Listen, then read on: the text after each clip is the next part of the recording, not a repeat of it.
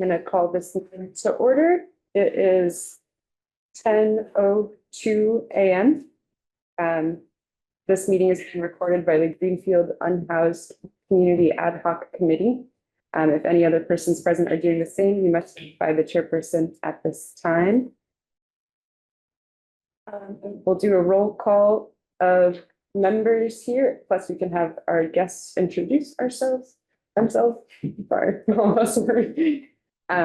So I'm Sarah Brown, counselor here. Christy Allen, not present yet. And also, if you don't mind introducing your role and how you're on this committee or why you're on this committee. Larry Thomas. Larry, you're on mute. He's frozen. Oh, you're frozen. Yeah. Oh, there we go. You asked, you talk, did you ask me? I'm not on mute. Can you hear me? Yeah. You all hear me? Yeah. Thank you. Oh, no, okay. Yeah, we can hear you, but the signal looks pretty bad, so you may be hard to get your message through. That's fine. Okay. Reese McGovern. Present.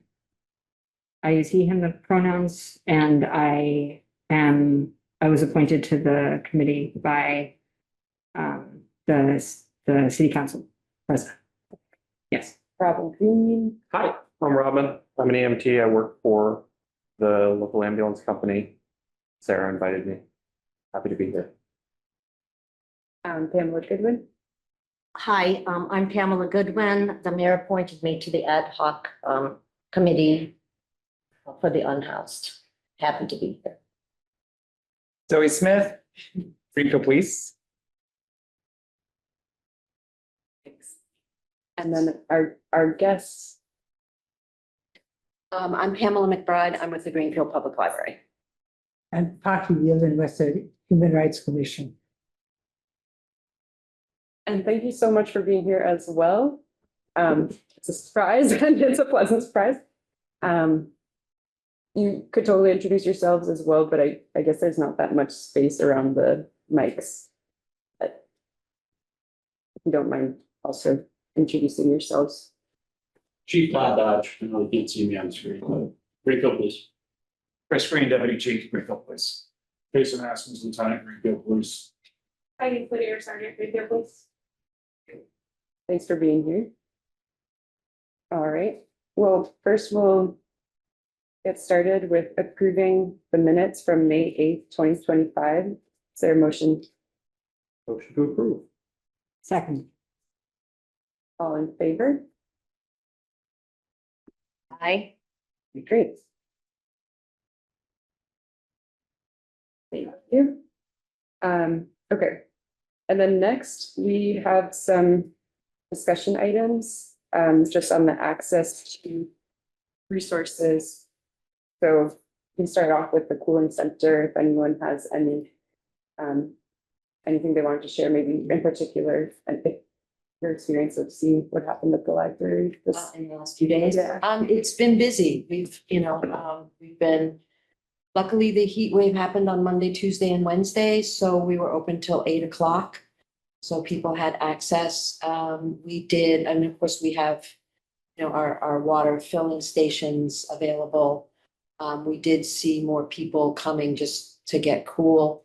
And we have we do have a small container of personal care items that we've just kind of been putting out, deodorant, soap, toothpaste, that kind of thing, just to put out for people to take. Yeah, so, and I've also, I'm in contact, I have had a conversation with Christy from MRC. And we're talking about ways to try to, if a heat wave happens on a weekend, if we can be open later hours on Saturday and for a few hours on Sunday. But that is just really preliminary work in progress. So, but we're trying. Excuse me. The thought being that the MRC, like the front of the library could be used with the MRC to. Yeah, close the gate and then to ask either the police or fire department to lock and unlock the doors. Can I also say that it was, wonderful that the library was available the one afternoon till 8 p.m.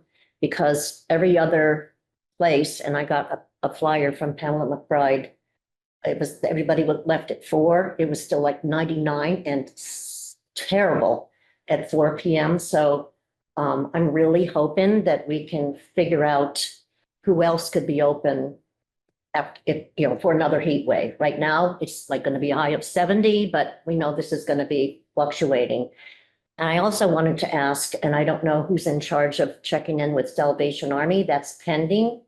They do serve lunch, I think, until 1. So somebody needs to get a hold of, is it Lieutenant Paul and Emily or Captain? I forget their title. To find out what would they need if they're willing to be open past when they serve lunch? Because that's on the sheet as a maybe, right? Yeah, So I don't know whose job that it's is. through the OTF. I think that flyer came through the opioid task force. It did, from Deborah Opioid Task Force is where that whole huge list. And it lists every place in Northampton and Athol and Orange, and then it has a separate sheet for Greenfield. And I don't know, maybe Larry can talk about what the hours are at the Alliance Center, that's down there. Wildflower Alliance is also open, but again, it's shorter hours, I think. Because it's always a manpower problem.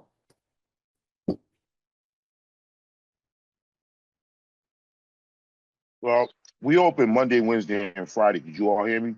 From 12:30 to 4:30.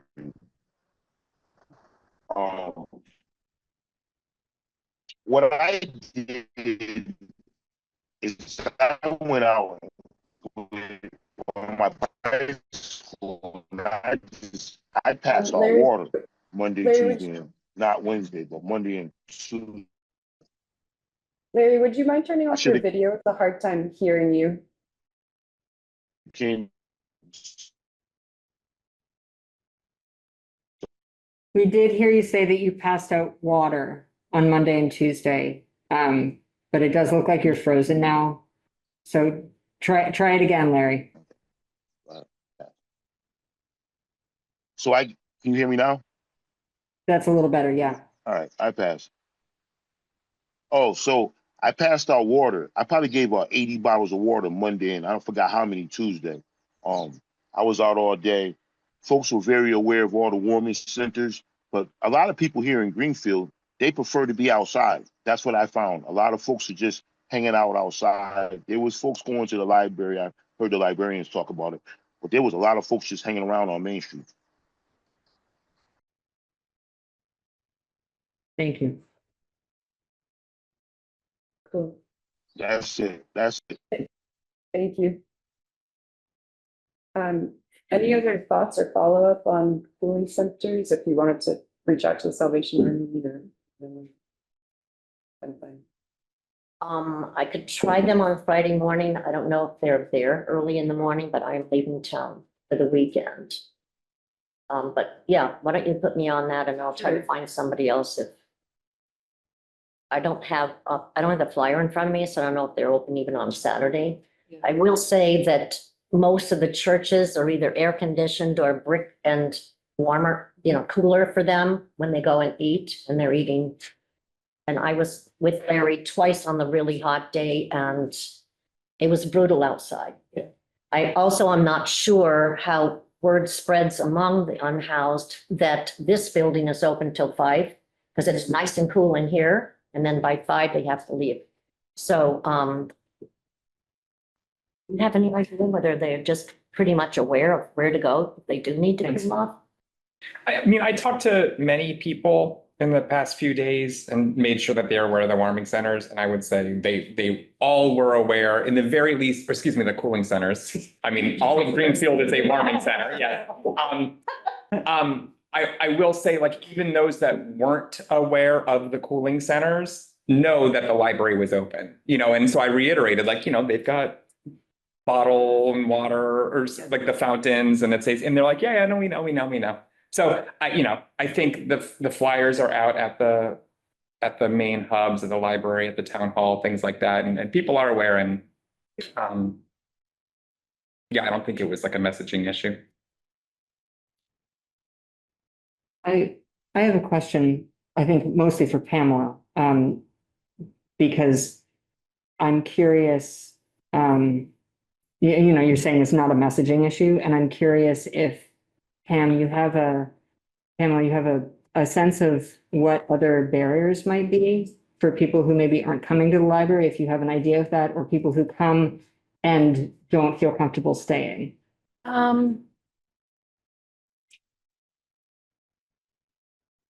I think some of it is, yes, there are people who don't like the library and don't want to use it.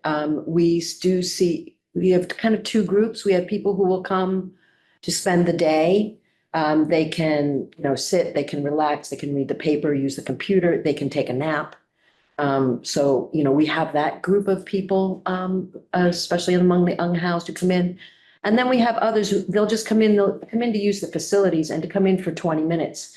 As it was said, they don't want to spend a lot of time inside a building, but they do know that they can come in and leave.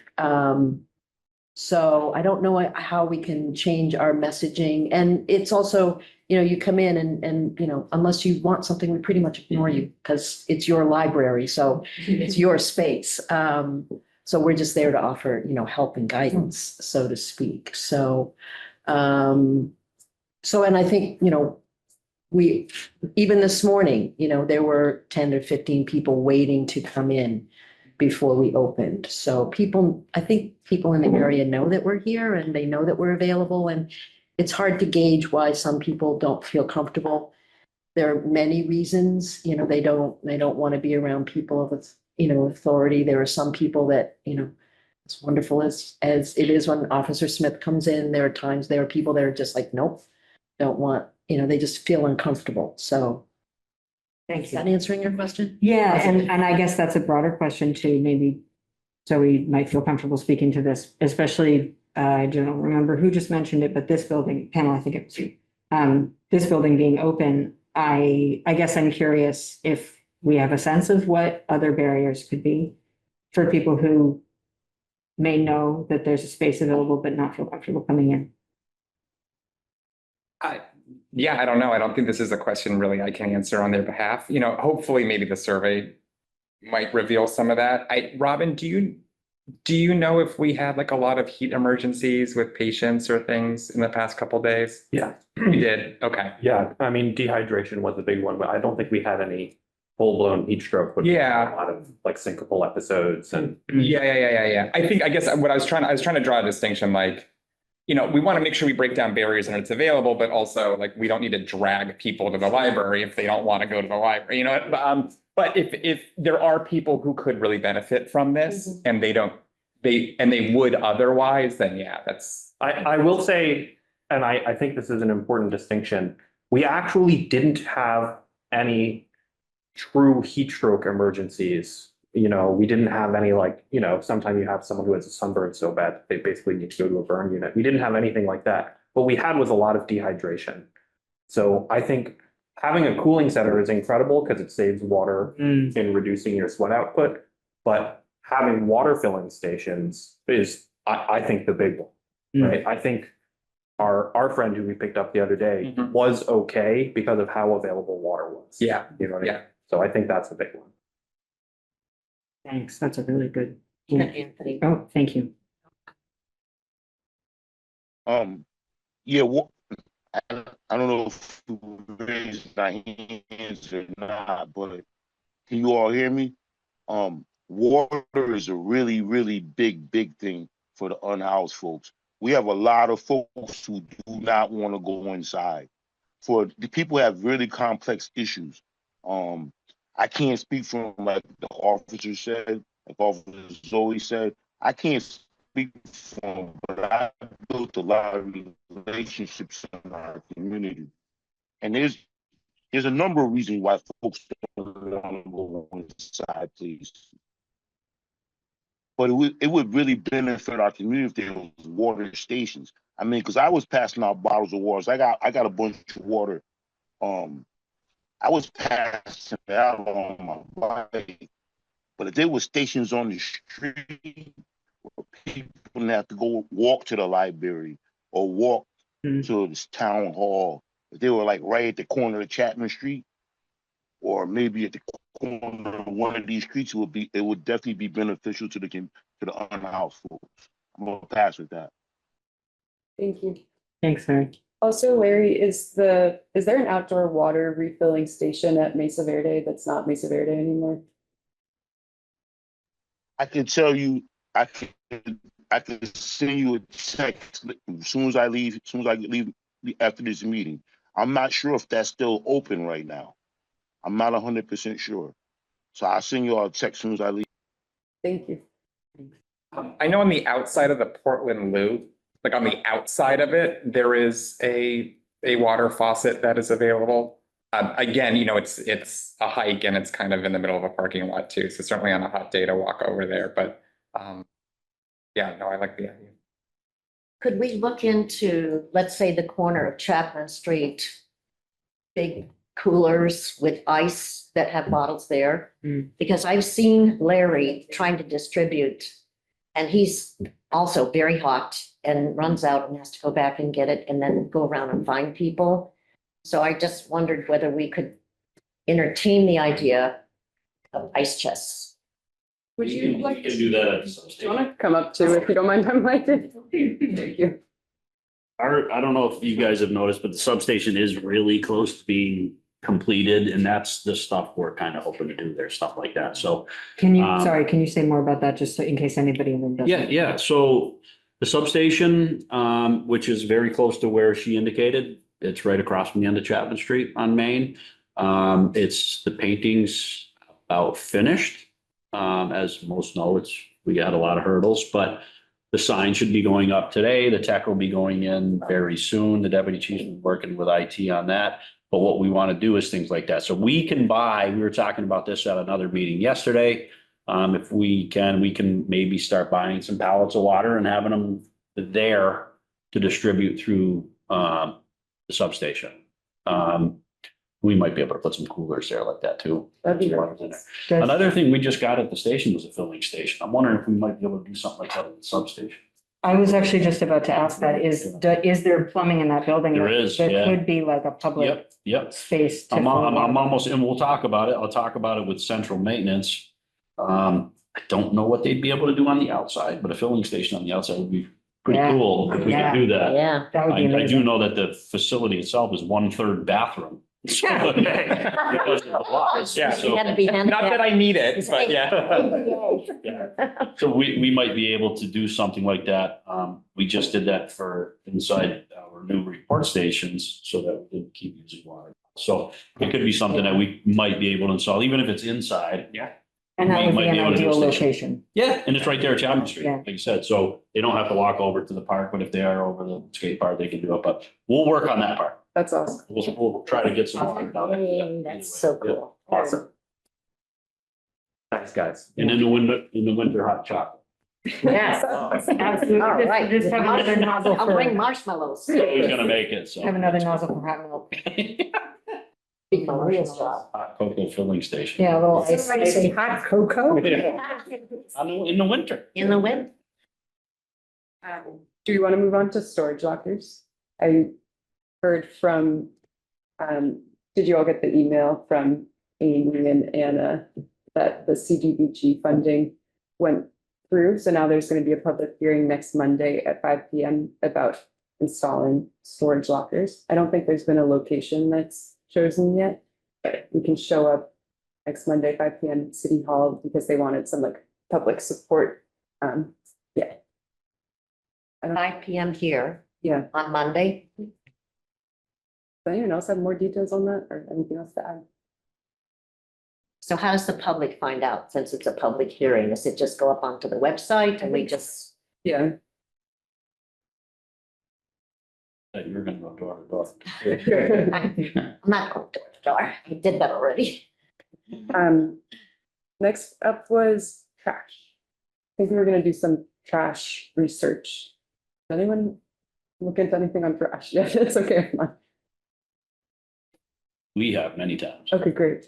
What's? Because we're always out at these sites and it's a big deal. The amount of trash sadly left behind is in the like metric ton range, not bags of. So the way I see it is we really would have to incorporate DPW assistance on that. And maybe get some work bees going because it's bad. The problem with the environment itself isn't very sterile. A lot of the unhoused are using the outsides as their bathrooms, so it's kind of a little scary there. So personal protection would be key when we're out doing that. But I think some planning could happen. It's not going to be in most of these long-term unhoused locations. It's not going to be a 5-minute cleanup thing. There's a lot of trash. There's a lot of stuff. And my watch bounced. So I think we'd have to get like dump trucks or someone is going to have to start talking about getting some dumpsters. Yeah. Which is not cheap. When we had talked about, like what is it, the blue bags for people cleaning up like stuff, is there a way that those bags could be made available just in general to people who are, trying to maintain a site and otherwise might not feel like they have the ability to haul stuff off to the dump or whatever?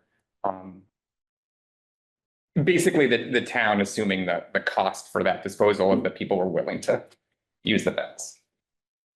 And I will say that when 3 of us did meet with chief of staff and the mayor, the trash came up and DPW was mentioned and staffing for DPW, but if we're talking about a work fee, because I think it's, when you incur big money with a dumpster, that's different.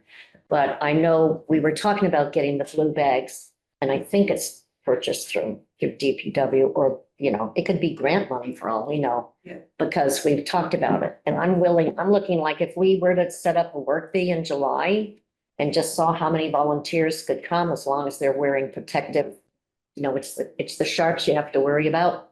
But there were perfectly good tents that were caved over and just needed to be set up somewhere to dry out, for instance, no abandoned tents. So maybe we could come up with a date in July and get a whole lot of people to get in there and do it. That would be not using DPW budget because that's gonna have to go either to the mayor or to Marlo, right? To go But find out. it's also, to be honest, it's part of the contentious Yep. issue is. It is. We even at the PD have to pay for our bags, right? So where people get stressed out, I guess the taxpayer gets stressed out is why are they paying? And these individuals, and this is the hard part of the conversation is we're gonna keep putting resources out there so they can keep making a mess that people have to go and clean up, right? And they simply can't clean it. They have no place to bring it. Trash disposal is expensive and difficult. So while talking about this, that's a hard part. That's a hard conversation. If you live in Greenfield, you know how hard it is to get rid of your own trash. If the city goes out of their way to keep getting rid of trash for nothing, that's not fair to the person paying. So just things to take into account. It's a tough conversation to have, but at this point in time, in a lot of these places, the trash is really out of control. It's piling up bad. Does anyone know if there is trash pickup at the pavilion itself? There is, right? Like there's the trash bins. So Limited. Dog park pavilion, is that what you mean? They're limited. Yeah. they're small. That's the question that I have is right now there is a trash bin and there are trash cans at the dog park. What kind of schedule are those on with DPW? Is it as consistent as I'll look into that. residential pickup? And it'll never be, I mean, there's people living there. It's just not enough. A couple trash Right. cans are never gonna suffice. The additional concern we have with that waste is that when we do have flooding, which happens quite a bit, a lot of that goes down into the river. Yeah. Yeah. So to keep it out of there is a big deal. But every time it goes. Barry, we can hear that you're talking, but you are not clear. Here, clear.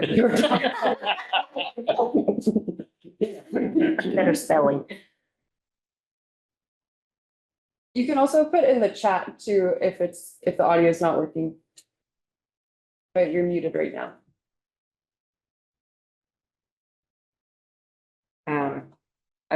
I just wanted to sort of circle back around in this conversation because I think that a lot of this does come back to the question of if we were able to get people out of floodplains, it would increase the accessibility perhaps of trying to solve a problem like this and increase the likelihood that we're not sending trash down the river, which I think is a shared hope.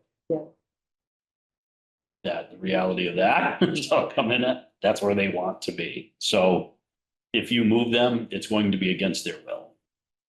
That's not they want to be along the river. They're living there. And Zoe, you probably know even more. That's where they're comfortable. So it's a force out or they're not moving. It's just. Fascinating. Okay, that's very different from what I think our group understanding was up to this point. Do you mind if I do a tiny little Can we bit of? go, yeah, I can make a motion to, I feel like this is so important and the crux of the issue. This is like the flooded camp zone, so. We could make a motion to move the zoning and ordinances or possibilities of it. I'll make that motion. You're moving the zoning and ordinance up to talking about the first part, Just up. access of now. resources, right? Yeah, I'll second his motion. thank you. Okay, all in favor? All in favor? Larry, I'm taking, oh, Larry put stuff in the chat too. Ooh, what's in the chat? In chat. Sorry, I'm trying to, there we go. Larry says the sheriff's department is having conversations about cleanup of abandoned sites. Oh, great. Good to know. So we'll check. Thanks, Larry. Coordinate. And I also want to make sure the public knows, it's not that, I know the mayor has been into the sites as well, and people would love to clean up their sites, many of them, they just are unable to without bags, and also just walking and the comfort of their feet and their legs is prohibiting a lot of it. So I just want to put that out there. It's not that these people don't care how they're living. They do care. They need assistance, and we're happy to see how we can assist. Right, they need the same kind of support that other residents of Greenfield get. Right. So first of all, thank you, officers, so much for being here. I think our shared understanding as a task force up to this point was that the reason that we have groups of people staying in these two floodplains is because first of all, it's illegal to live in a tent in Greenfield. It's against both zoning and also there's an ordinance against living in a tent or an RV. But that our understanding was that the police department had an enforcement priority that was basically like, yes, it is technically illegal to live in a tent, but if you have nowhere else to go, then staying in these locations where people are grouping together, that's out of the way, and that people are not making complaints about, or at least as many as if they were in, like, for example, when they were in Energy Park, then like it doesn't make sense to, like you said, do a forced move. You know what I mean? Like, where are they going to go from that point? So something that we have been talking about for a while as a task force was looking at the idea of like a sanctioned encampment, like trying to find a site that wasn't as dangerous as next to the river, that maybe had some services, but that was still a place where people could go and not be generating a lot of public panic. We had a few problems with this, and so I spent the past couple of weeks looking into zoning and ordinances. The big problem is that the city does not want to assume liability for blessing people to live in a structure that isn't up to code, that isn't, compliant with all of the zoning and ordinance laws. And similarly, I don't think it's necessarily unreasonable to expect the city to be held accountable to their unhoused population the same way that they are to their housed population in terms of keeping them safe. So this is kind of the crux of the issue that we've been having. We've been talking about people living on these floodplains since we started this committee. So again, the thing that I think is new information to us is that these sites were selected by the people living there. We thought that it was selected by basically, this was the only place where people weren't calling you guys to go deal with them all the time. But no, they. Again, I mean, as indicated, they get washed out and they set it back up. Okay. They're not deterred that their whole camp gets obliterated when we have a flood. They're right back there 2 days later. They want to be there. That's why they're there. Fascinating. And I guess our question then is, what other option do they have if their other option is to go somewhere else and be arrested? Right? Like, that's not a true choice. So I don't remember ever arresting a homeless person. I've been here 30 years. We've never arrested someone because they're homeless. There are ordinances in the town where we'll move them out of a town park after 10 o'clock at night, between 10 and 6. They can't be in town parks. In most cases, they've set up encampments in places very public. And we also didn't arrest them then. So I don't know what you mean there. Just to clarify, when I say if I were an unhoused person living in a way that I knew to be illegal, and I knew that if I was in one area and I wouldn't get in trouble for breaking the law in that area, I would stay there, because in my mind, whether or not you personally have ever arrested someone, right? It's not about that. It's about what is the potential outcome of living in a way that breaks the law, and knowing that you're breaking the potential outcome in my head for that would be jail, right? Even if that's not necessarily what actually happens to people who are approached in an area where they are visible, right? The experience of living under the continual question of, am I about to get legally punished for being alive is a heavy one. And so I hear you saying they keep setting up their camp again. And also my question is still what other choice do they have if they know that there are going to be legal ramifications if they go anywhere else? Well, like he said, there is 0 places in Greenfield that you can do this legally. Right. So word of mouth is a pretty big thing. And there's a lot of unhoused people, none of whom have been arrested for being unhoused. So if that is their fear, I don't know why. It's not because the police department put it in their head. They keep going back there. Again, I will reiterate, I've been here 30 years and there has been unhoused people for 30 years.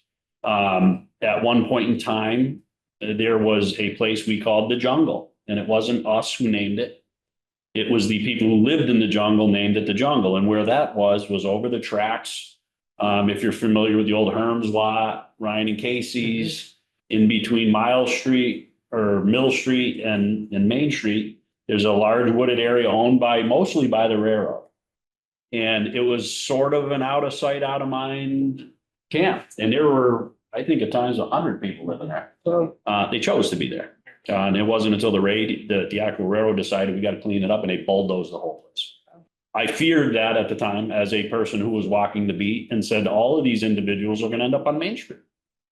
And right now, yes, they're out of sight, out of mind. They were coming up. They were getting their daily needs met and hitting the stores for snacks and coffees and waters and things of that nature. And they'd return back to what we called the jungle.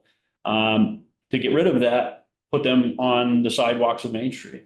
And it wasn't really the best thing.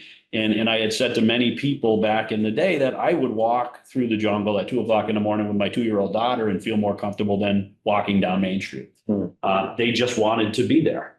And that is the same thing that is happening today.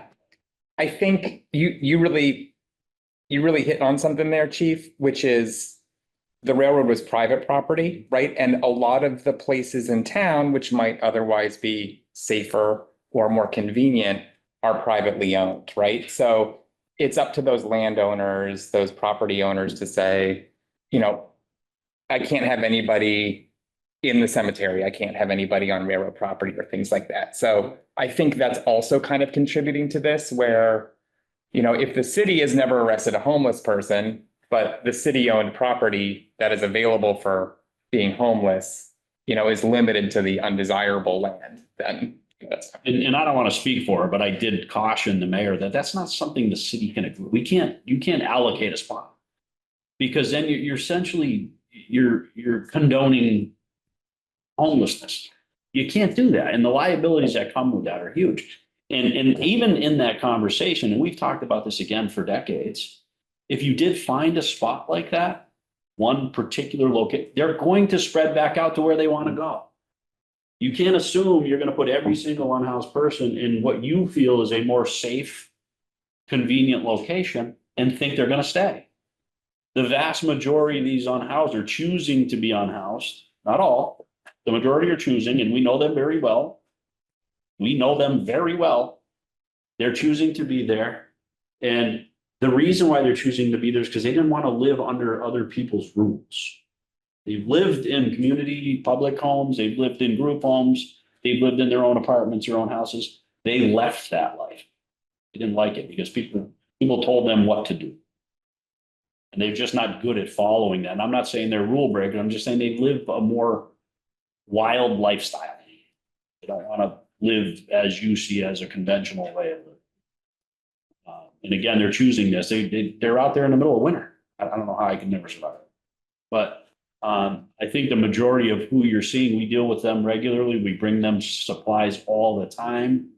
If something happens, like I said, what more evidence do you have? They get completely obliterated by a flood, and a day later they're set back up. And I don't know, 9 times out of 10, we're the ones giving them the tent again and all the stuff, right? So we're not condoning it, but we're also making sure they're safe. And you know, we are the ones ground pounding the edges of the banks before the storm and after the storm. And again, it's surprising, yeah. Every time they're going to set shop up again back in the same place. So we need to give them stuff. We feel good every day that we deliver them supplies. It's a much bigger issue. You're not going to find one particular place in Greenfield and say, hey, here's our new homeless encampment, and expect them all to just graciously move there and think it's a good thing. I don't see that happening. Do you agree, Zoe?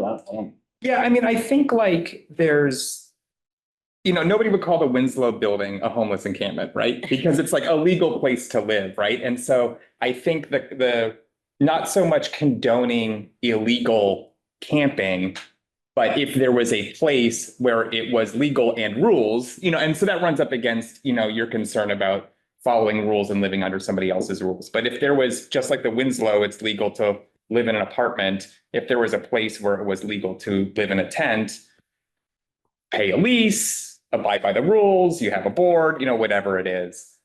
Is there something like that? I think was part of the bigger conversation. Well, that's sort of what we were talking about, but I mean, so one thing that Robin, I just wanted to add that Larry added in the chat that folks get moved along when they camp anywhere other than the dog park or behind Greenfield Gardens. And I know that, Larry, that's coming from your direct experience working with folks and hearing their stories. So thanks for contributing that. Okay, so I guess, yeah, that's kind of the central, I think this is the thing that I'm a little confused about is, so first of all, if someone sets up a tent on private land, the landowner can call and have them removed. That's the definition of private land, They're right? the ones that are likely moved. Right, that makes sense. Yeah. But if someone set up a tent in, like that building that we looked at next to, Franklin Medical Center. Yeah. Uh, That's DP. The Rivale Street one? Yeah. Yeah, Rivale Street. yeah, Yeah, it's just like a big, if someone put up a tent there, you're saying that it is not a priority for the Greenfield Police Department to move that person along if they're on public land and they're not. I guess this is kind of what I'm asking. I didn't say anything. Yes, right, yes, you're right. You're exactly right. You did not say anything like that. I'm trying really hard to ask this question without putting you on a spot. We triage calls. Yes, right, right, of course. I guess, so if someone who is living in a floodplain and either did not want to or was not able to live in a shelter or in in an apartment or something, if they set up on a different piece of public land that wasn't a floodplain but was still public, and they didn't break any laws or ordinances besides living in a tent, do you think that it would be reasonable for them to expect to be evicted from that new setup? Proactively by us? No. Okay, There are other pressures put on us by other entities okay, that we have to triage and prioritize. So, every time something like that happens, it's a cause and effect. okay, Another group will say something. gotcha. Can I add to that? Yeah, you feel free to come up too if you want. Perfect example, that's the town bond, Okay, right? We don't just move everybody out of the way. We don't proactively enforce that type of thing. okay, And the town common is exactly the perfect example, because I happened to be the midnight sergeant at the time that went on. And people are like, "You're not kicking us out of here?" We're like, "No, you're not doing anything wrong." It was a collective decision on the city to create a rule that made it no longer allowable for them to be there. That's partly how the common became what it was, because we didn't kick There them was, out of there was so that one specific location back then was not outlined in the statute. Correct. Right? So the town common was the one piece of town-owned land that was not regulated by the 10P to 2, or sorry, 10P to 6A. They changed that now. So again, it wasn't attractive, right? And again, everybody, and I can assure you it wasn't led by the police department. Everybody who had any interest in this was trying to figure out ways of getting these people off the common.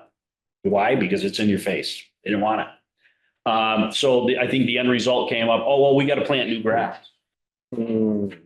okay, And that's, we gotta maintain the common. And that's the way they ultimately got people off the common. Right.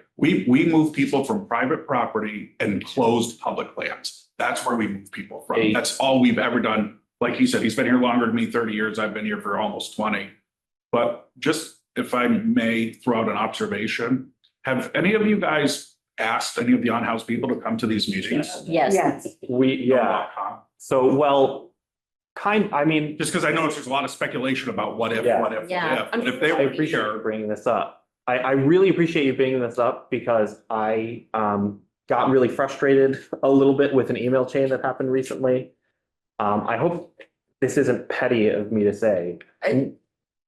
Maybe, I don't know. Okay, you don't know, okay. Well, anyway, all I'll say is, we have members of this committee who are unhoused, and there are a lot of practical obstacles between them and being here. But anyway, sorry, I didn't mean to interrupt. yeah, no, I'm just saying. We're supposed to have a member, we have a member of the committee who currently lives at the dog park, and she wanted to bring guests today, but we were told that we shouldn't add guests without prior. There's public comment. Well, it was public Right. comment. They were invited to come with public comment, because once you have an agenda, and they were Yeah, it was public offered comment. also to come in July. So Although I would offer that right now, we are technically off agenda with additional speakers. I'm really glad you're here. Yeah. But we are off agenda with additional True. speakers who were not on the agenda, right? Who are contributing something incredibly valuable. But I think that because you are extremely comfortable in this building, you are well-respected members of the town, and we know who you are grandfathered in. Right? And also public comment, and then it's also at the discretion of the chair. So anyone can speak, so just to be told that because you're not on the agenda, you can't speak during the meeting isn't necessarily true. can I just add one other thing that I want to be sure everybody knows about? Because of the open meeting law, we decided that Housing Greenfield would invite the unhoused. This is based on previously Wisty, I can never say her last name. So her previous conversation, we have talked many times about wanting them to be here. And again, if they don't feel comfortable coming into City Hall, then that's why we said, where else can we have a community with the unhoused and knit the two together? That's what we're planning to do. And they're planning a gathering, but it can't be this group because of the open meeting thing. So Housing Greenfield is planning to invite any unhoused and do a community involvement with them. We're hoping that that will start to stop this thing where we all sit around thinking what's best for them. I was unhoused. And Christy is currently unhoused. Larry knows what it's like to be unhoused. So we had a number of us who have had that experience. I will add one other quick thing. It was my understanding, because I wasn't living here at the time, that the common became a lot of people who were not unhoused, who just decided to join the unhoused campsite on the common. Am I correct about that? I had moved. You are, up but we that. learned, so my point in that is we learned a whole heck of a lot during that time, right? And a lot of it remains true today.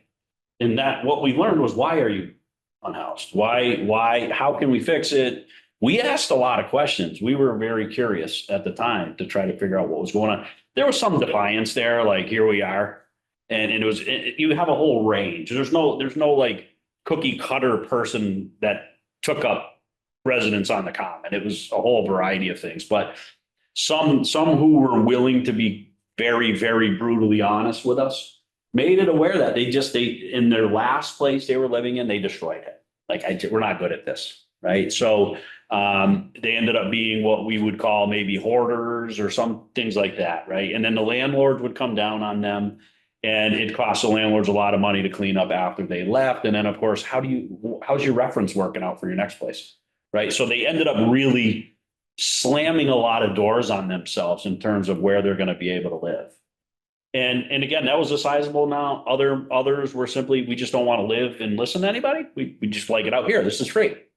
None of them that I remember wanted to break any rules. None of them were intentionally doing that. Some would challenge us because, again, they're defiant, but they wanted to live safely, cleanly. You know, I think at one point we put bathrooms down there, right?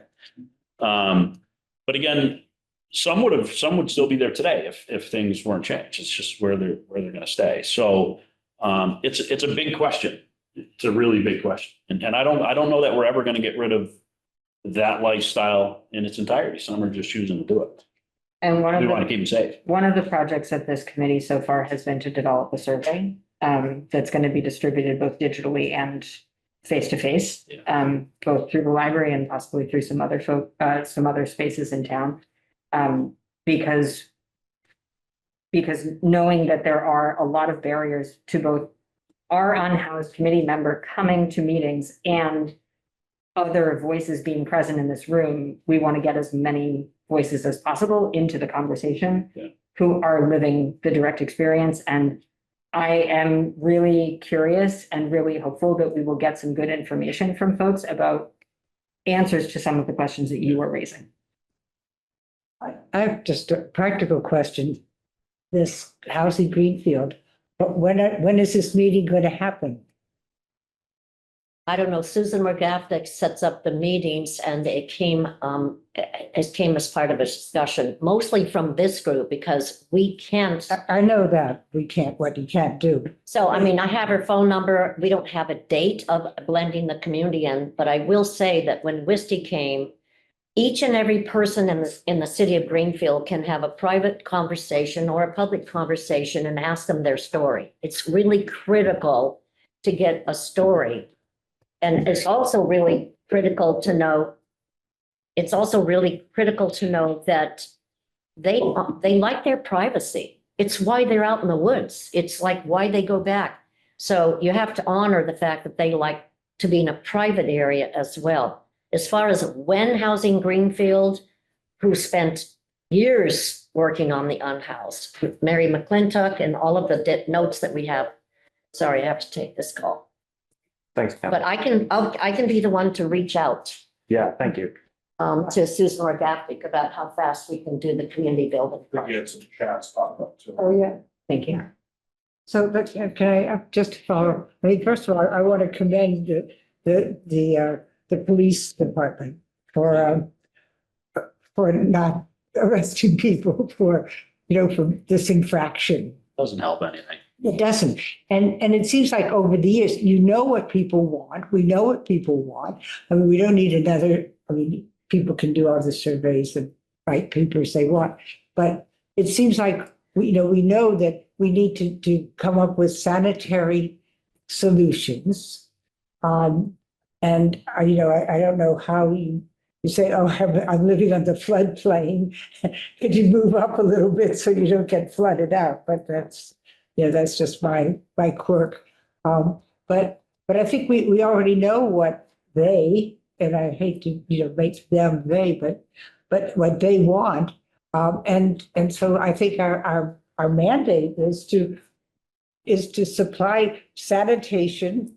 And, and you noted, there's so much trash because we don't have bags, we don't have, so, the two sanitations, bathrooms and toilets and It's a big. garbage pickup.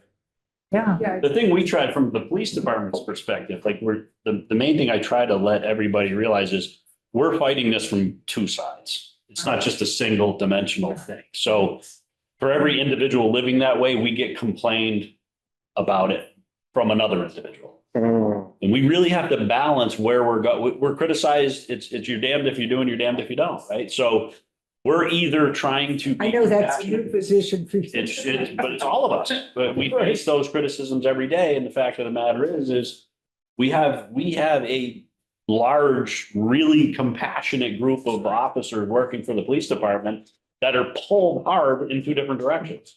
Again, if someone's living unhoused and doing what we're talking about here, there is at least one and likely more complaining about that person living out. All of that falls into our mandate. And we are left with the struggle of trying to mediate this and meet somehow in the middle. But the end result is we never can make the right choice. We can never make the right decision. We are always upsetting somebody in our actions. That's a tough place to be because everybody calls us. This person's now living in my back. We saw this with the benches. I had been here again the amount of time I said, I've seen what happened with benches. I was the one I was desperately seeking that the benches get moved. Why? Because I didn't want Main Street sidewalks to be a recreational area. Recreational areas are parks. There's a park 60 feet away with the benches so that people now do park-like things in a park. They're doing it on a sidewalk. I was challenged and I was anti-homeless. That's the most ridiculous thing I could ever hear because we do so much for the unhoused people here. We are constantly taking trips to West Springfield, back and forth, getting socks, underwear. The deputy chief and I have loaded up 4 SUVs so that we had to lean forward driving back from Springfield. All of the stuff we got was for our unhoused population. That was just us. The entire department has done that. We've gone down with our SOV, that big truck, and filled it several times. It's hard to hear that stuff, but we are there for the unhoused population. We really are. But I just want you and the public to know that we are challenged on the other side. Everything we do is challenged. So we're just going to act from our heart and do what we believe is the right thing to do. And that is to continue to make sure they're safe. We proactively walk to their campsites and we check on them and make sure they have clean socks and clean clothes. And, we were talking more recently about how do we set up showers? Where can they go to take a shower? And when they're taking that shower, can we create bags of clothes that they can change into? Right? Because how are they going to ever succeed at anything if they're just living in the same clothes for 6 months? Some may want to get a job. I don't know. But we're actively trying to help with those things. But again, it's a tough thing. We get beat up from every direction possible. I want to add a couple of things that have been put in the chat. WID added some of the common population, talking back about the Greenfield Commons. Some of the common population were advocates who came out to raise the unhoused issue by camping out. Also, other unhoused from other areas came to make a statement and have a place to stay. And then Larry also added, I appreciate everyone's experience here. I've been working with unhoused folks for 8 years, and everything I've said is not my opinion. It's from unhoused folks directly. And that yesterday, Larry gave out 20 pairs of sneakers and socks. Wow. That's awesome. I also just wanted to share, I had a call with Eric Tars from the National Homelessness Law Center, which was exciting to reach this person. And I think they have some nuanced concerns around sanctioned encampments because they don't want it to be like become a thing where it's ideally an interim solution until there's enough indoor shelter for anyone who wants it. And they also don't want it to be like a sanctioned encampment where then everywhere else is no camping allowed. And then it just like is a forced, like, I get it. yeah, exactly. Like they don't want that either. So the idea is more, so maybe sanctioned encampment might have some connotations that around liability, and maybe it's not exactly what we're going towards, maybe more just like organized with services like adequate trash and sanitation, showers, that sort of thing. So yeah, and bathrooms. And also I was curious to hear more about, you're saying that like the curfew is 10 p.m.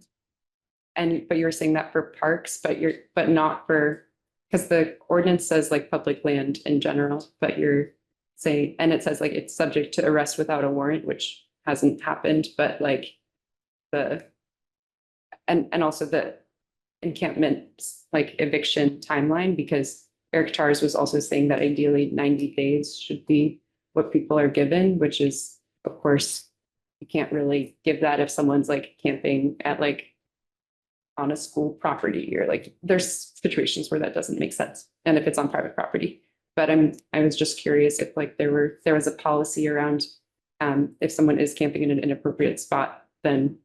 So the town parks thing is that's a ordinance been around for a long time. And it's not something created by, again, your police department. Some groups of people back in the day felt we don't want people in the parks between. It may have been the police department who brought it to the attention of a council or a select board or something and said, hey, we're having a lot of problem in town parks and we make an ordinance. I don't know. I don't know the history of it.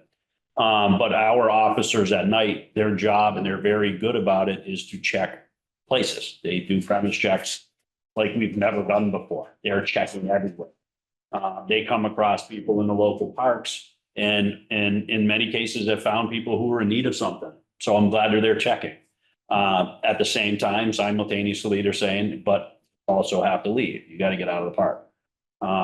There were times where Poet Sea Tower is a town park and we would lock the gate. That was part of our daily routine the night shift would come on, they do a little cruise through and make sure all the cars were out. We drive out, lock the gate, take off. It's so nobody got hurt in the middle of the night and the parks were closed. I don't remember, not to say it hasn't happened. I don't remember when we've ever, or in a long time, that we've arrested someone for simply being in a town park after that hour. So to answer the question about moving, yeah, there's no specific guideline as to like how much notice we give. The most recent one that I know was really tough on individuals was there was a group camping in the cemetery. Yeah, city don't own the cemetery, so it's a privately owned cemetery. And again, they came to us for assistance in getting them to move. We worked out a mediation with them to say, can you give us a little bit? Like, this particular group could have said, no, we want them out right now. This is our property, get them out. They're trespassing. And our conversation was, can you meet us in the middle a little bit so that we can give them a little warning? They got a lot of stuff there and they worked with us. So again, there's nobody I know on this department that's aggressively looking to kick people out of anywhere. And they also know that there is a bit of work that goes into relocating everything you own, right? So I think we ended up with a week or so with that. It was maybe 2 weeks at the. Depending on the location, like the one that had the one up at the cemetery, we gave them a month. Yeah.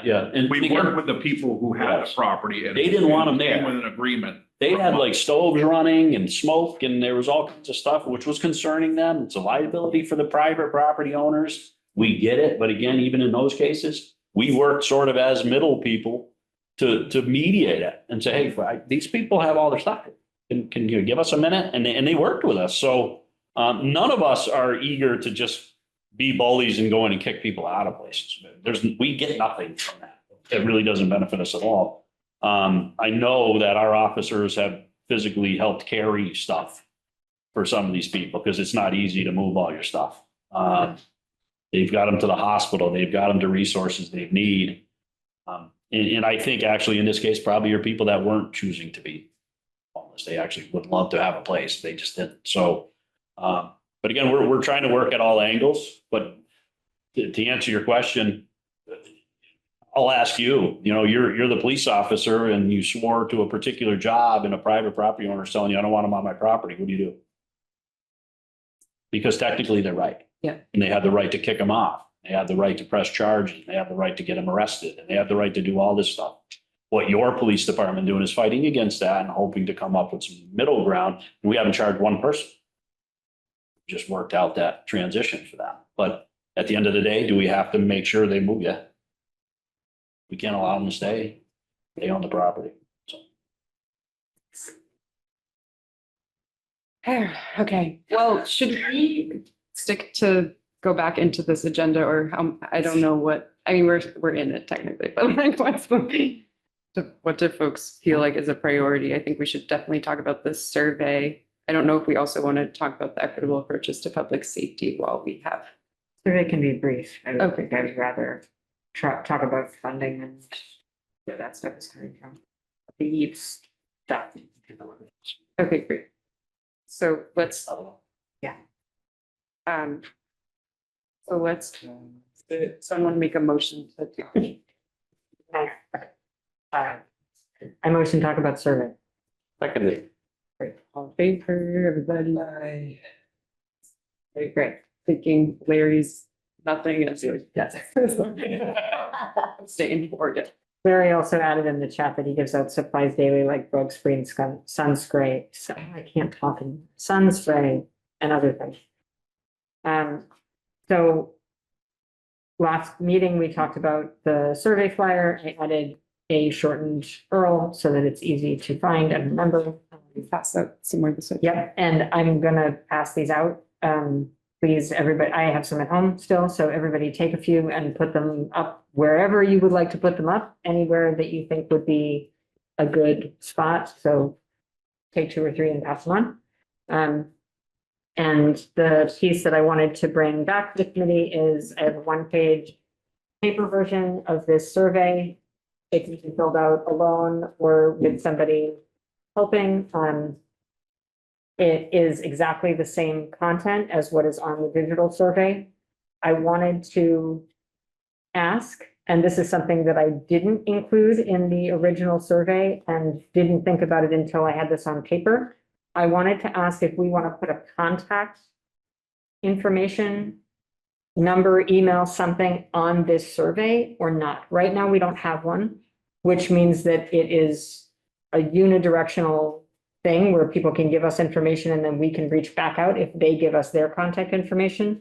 But right now, there is no way for people to contact us about this survey or about the work that this committee is doing. I can see the pros and cons of doing this, of putting a contact number on the survey. My concern is primarily that we are a small group and that we are working with pretty limited resources entirely on volunteer time. And I don't want us to become a resource clearinghouse vector where people are reaching out to us with questions that we're not equipped to answer. So I wanted to just bring that to the group and ask how are feeling about that. Why don't we just have like an email? You know what I mean? Then people could send us an email and it would be a more direct point of contact, but there wouldn't be that pressure to get right back to them and it wouldn't necessarily be an organizing site. It would just be like, Right. you have our email address, you can send us an email. And it's not like we would have to all be answering our phones all the time or want to be answering our phones all the time. That's assuming anyone does want to get in touch with that. I also don't really know how that works with the city. Like this is a city project, like, would we need to use a city email? Does it matter? Does it not matter because we're a subcommittee of a subcommittee? Like, I just don't know if that interacts with like, My perspective comes from like a lover of civics and process. We already have publicly posted meetings. We have public comment periods. We have a chair who can put somebody on an agenda if they have a specific viewpoint that we want to have like a major discussion about. And also, I avail myself to the community. If somebody wants to get in contact with a task force member, they can talk to me as well if they want to share things. I would pause to like have another means for people to contact the committee outside of those like kind of normal ways, just because then you potentially invite a meeting law violation or, something getting lost in the sauce. So. I like her answer better than mine. and that's exactly why I didn't put one on here Yeah. yet, and just Yeah. wanted to like, I think what I'm really asking is, do we as a committee feel comfortable putting this survey out without adding an additional contact means? Yeah, no, I think so. I think the four corners of this survey is, like you said, ostensibly a one-way seek of information. And then we've already discussed other ways that we could have a public dialogue or event or things like that. Yeah, I think it's for the purpose of we're trying to receive some information. If someone Googles us, then it pulls up on the website and my name and number and email is there for this committee and we're all listed on it. So like if someone really wanted, Okay. get in touch. And we just added in the chat, is the Counselor Brown email an option? And I think that is exactly what you're saying, is that if someone were to go looking, right, even at the most like basic level, they would find you. And so And I would route it find an to us. appropriate contact. Okay. Great. So I guess I'll move that we approve this paper survey as a committee, and then I can work with Sarah to get more of these printed and start making decisions about where we can start conducting the surveys. Seconded. We're all in favor. All there, yeah. I will also say in conversations with Larry that we feel that it's really important to have plenty of these hard copies. We all know that some of them can do a QR code, but we're gonna need people with clipboards and the hard copy, and we need to choose the locations. Besides, I know Pamela McBride has talked about the library's perfect, but then maybe in front of the co-op, but the sooner the better, right? Yeah. So, could I make a motion that we have at least 3 locations for the hard copy? And then, we'll do the best circulating these as well. And then we need to choose dates for that and people, I think, Yes, make a suggestion that you also, and you probably have already thought of this, it goes to Stone Soup, it goes to the food centers, and the summer eats program. Because I know we're on summer eats stop, that would be another good place.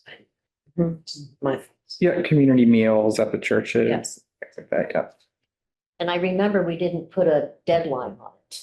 Like, we need to know when we're finished with that, so that sitting down and going through them all. Well, I thought we intentionally didn't put a deadline on it because we wanted to be able to receive feedback continuously. You know what I mean? Yeah.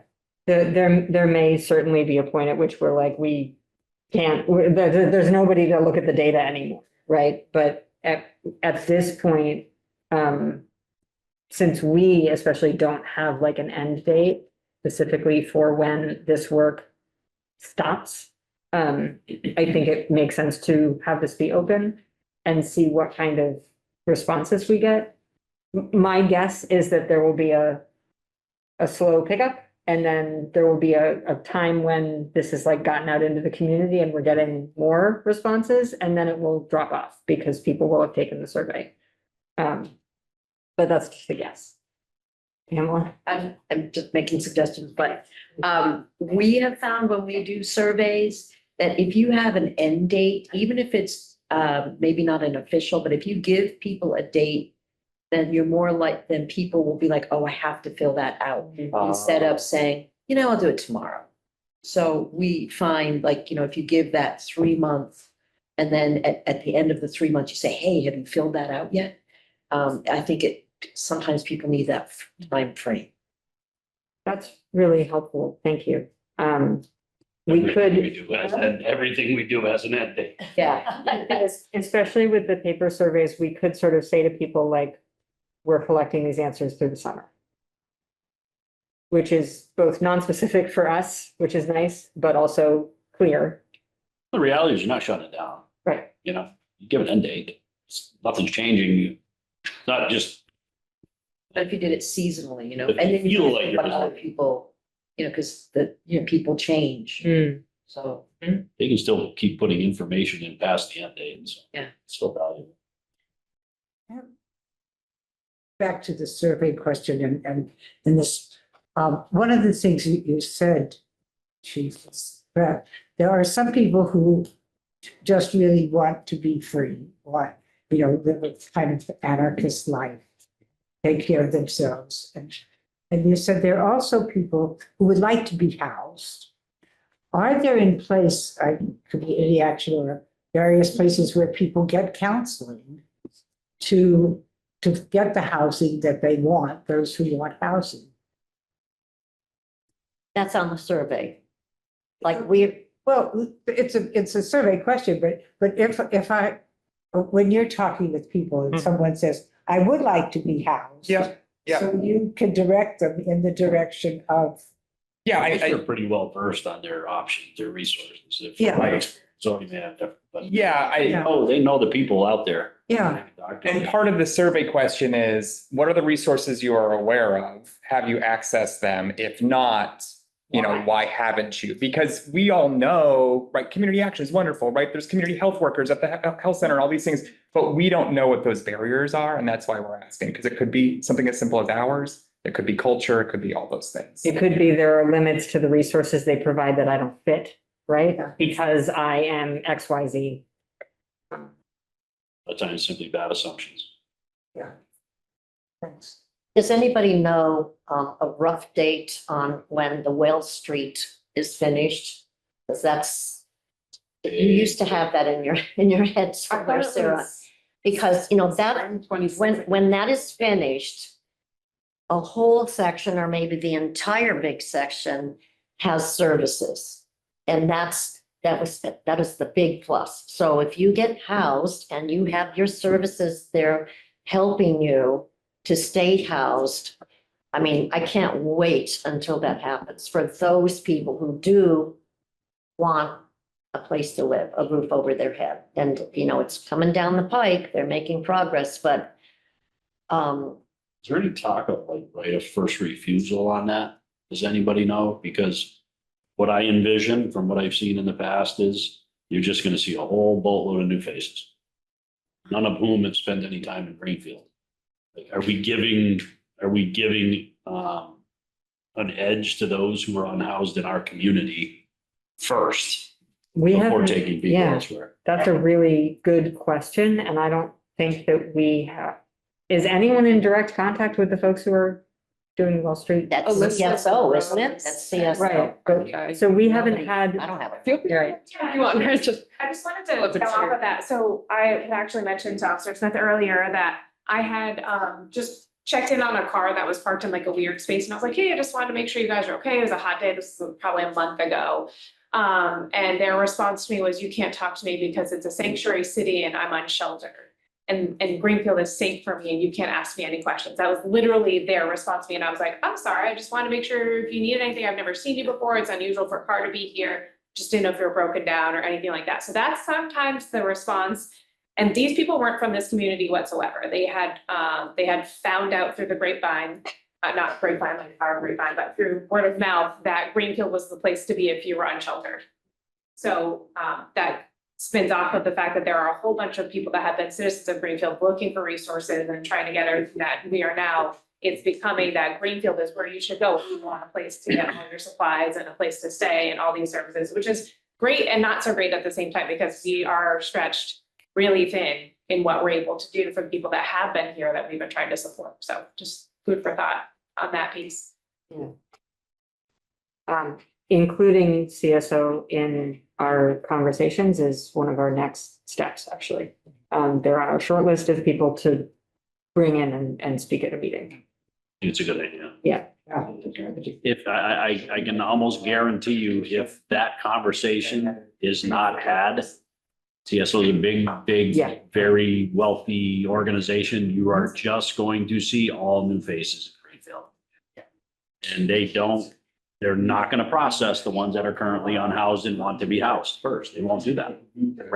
So I think it's Yeah. important. One of our priorities, I think, that we've established as a committee is to integrate and like coordinate people as much as possible in terms of the recommendations that we make, rather than like siloing, they're going to do this and they're going to do this and they're going to do this. The more that we can have everybody aware of what's happening, and the more that we can build bridges between the kinds of projects like Well Street that are happening, then the more we're going to be able to actually offer people what they need. And that's something that we have started to hear from one of the people who filled out the survey, which is basically like, I know who to go to, but none of those people are talking to each other. And so I need X, Y, and Z. And like, I go to them and they say, well, you can't come to us because of this reason. And I go to somebody else and they say, you can't come to us because of this reason. But they don't know how to find what they're looking for, because nobody is talking to each other in the service provision. So, and that again comes back to like city services versus private services versus, regional services, like those, it's hard to get everybody on the same page. And the people who suffer because of that are the people who are trying to access the services and run into barriers. So did we want to think about like, just to go back to the survey, like think about like any in-person tabling, or just we'll figure that out offline with whoever wants to do that? We don't have to like choose a date and like on camera, but. Can we talk about locations? Because I think that the scheduling piece is best offline, but Yeah. like maybe talk about location. We've identified the library, right? Yeah, you're welcome we can schedule tabling there. And in fact, the 3-county continuum of care is doing a donation. They're setting up their annual summer donation drive on Monday, July 7th, also the day that you're there at the library, the coffee with the Pops and coffee. Oh, okay. and I think also the Greenfield Health Center may be there also. So if you wanted to table on that day, That seems good. July 7th. July 7th, yeah. So COC is going to be there 10 to 1. 10 to 1, but anytime during that time frame, if you want a table, we can do that. Just reach out to me and we can set everything up. So we can do that. Also provide this to the executive director of Nelquit. Oh, good. A lot of their patrons that come in there are dealing with this, so I can send this. If you have this in a digital version? Yes, so the little half-page flyer has a QR code on it, and I just meant like if I could email it to her. yeah, that link will bring you to the survey. Yep. Got it. Yeah, and actually, I just want to actually clarify something super important, which is that the more that the survey gets distributed digitally, the better, rather than in paper, because we have to collect these, right? We can't, if we just put them out somewhere, it becomes somebody else's responsibility to know where they are and keep track of them. And I don't want us to lose survey responses because of that. So for something like send it to Nelquit. Against that. So for something like sharing it with Nelquit, please share it with Nelquit, but send them the link rather than trying to like give them a stack of. Yeah, no, I can surveys. give her a copy of this to post. We can post it on the Perfect. police department, and then I can also send the link out to the other agencies. I'm part of the few different task forces, so I will send it out to all them, like the victim services people that are associated with the court as well. Maybe something that I can do is I can send out to the committee a digital copy of the flyer. But I can also, maybe we can attach it somehow to the meeting notes. Yeah, that'd be So that people can find it through the notes of this meeting. Yeah, so in terms of like going and giving people the survey or having them fill it out in person, we've talked about the library. I would love to, on some kind of schedule, whenever people have the availability, to bring it to cooling centers and talk to folks who are there. Wildflower is a good spot, right? We can give a stack to Larry, and every time Larry's in Wildflower, he can be having them available, which I know we talked about before. Are there other places that people feel like would be a good spot? So I wrote down Stone Soup, Library, Summer Eats, Wildflower, maybe in front of the co-op, but I don't know where Summer Eats takes place. It various places. So with, at the library, the food truck comes on Tuesday nights. On Monday nights, it's at Skate Park. It's at Just Roots one night. It's at the Y Monday through Thursday for lunch. Or if you could just ask Senior them to center. have it. Yeah, I bet Greta, yeah. I would Okay. imagine Greta. Senior center could be a Yeah, the spot. senior center, Greta. I can never say her, Schwan, sure. Anyway, she runs the GPS school food program. But I was also wondering, like, I think this flyer like Foster's and like the convenience stores and the little marts. Because, you know, for people who, you know, they're going to get supplies, but they're not necessarily hitting the other spots. Planet Fitness is for many of them go to shower, because membership is so Yeah. cheap. Also, the little cafe seating area at Big Y, I know is a popular spot. The pavilion. like, Yeah. It's just. Yeah. So I will send out a digital copy of the flyer, and I mean, I brought, I don't know how many, 16, 12. And then people can print as many as you would like. Yeah, I'll bring them to the community meals at the churches. And I've just posted it onto our Greenfield Police Facebook page. Oh, With great. a link and a little video about, I was very clear that the answers are anonymous and provided directly to the unhoused community ad hoc committee, so that they don't think they're coming to us. Yeah, That might that's good. change- that might Thank change you. the perception of how people are doing that. in terms of the digital survey, right now, I am the only person who has access to those answers. The paper survey, obviously, people would be able to read, but that's something that we can revisit too. Like, if we get a ton of answers, I might not be able to do all of that data crunching by myself. But for right now, it literally just comes to me, and that's it. And who's making copies of the hard copy? Can you decide? I printed one today in case we wanted to make changes to it, but now that it's approved, I can include this as a digital file and as a PDF, and then I guess I can take that on. For right now, I'll be responsible for printing it and starting to distribute to once we coordinate who's gonna be at like Stone Soup or who's gonna be at the Summer Eats. I can make sure to put those to people's hands. Or if you're, for Would I instance, just call you and say, can I have a few? well, or if you are going to Summer Eats, you know, area and you want to take them with you, you can always just print out a few. Sarah and I talked about that briefly in terms of like money. I Yeah, don't really know the answer to that. maybe we can ask the downstairs Okay, if they can practice. that's a great idea.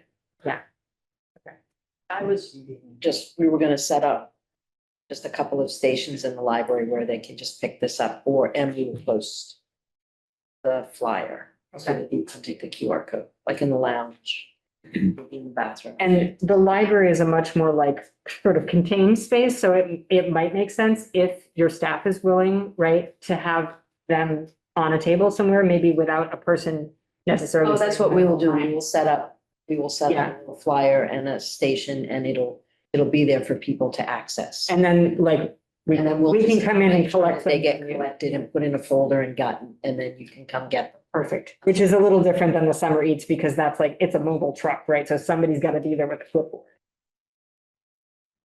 So we should choose time before the sands drip down and there's something. Choose a what? Choose the next meeting time.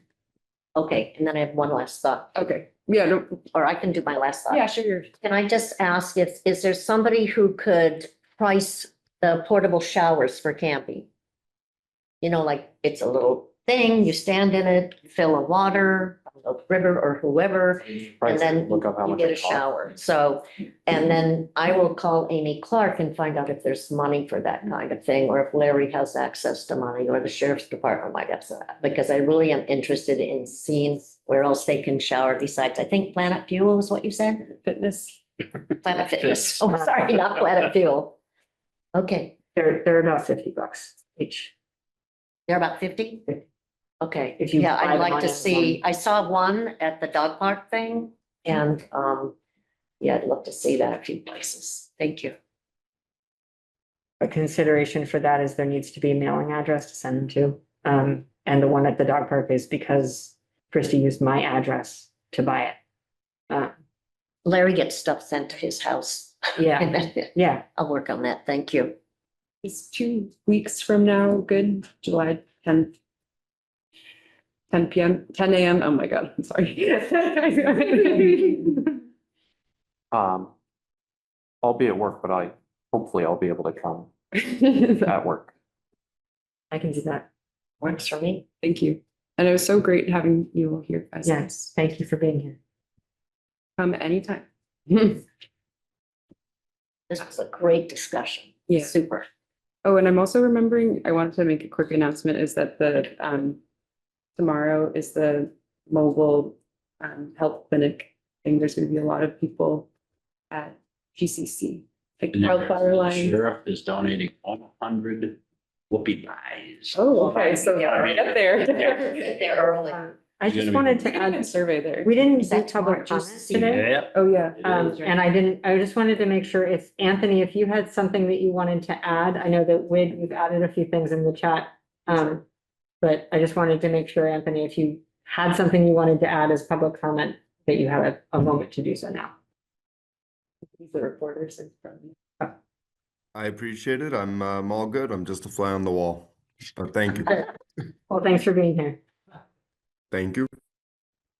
Lost Barry. Are you gonna be there tomorrow, Unhoused? If you send me the files tonight, we're popping up there. So we can leave the flyer I will make sure that the digital copies go out today. and we can leave it. That'd be awesome. Yeah. Yeah, I'll be there a little bit tomorrow. Okay, But no. okay. To adjourn? Yeah. Second. All in favor? Thank you.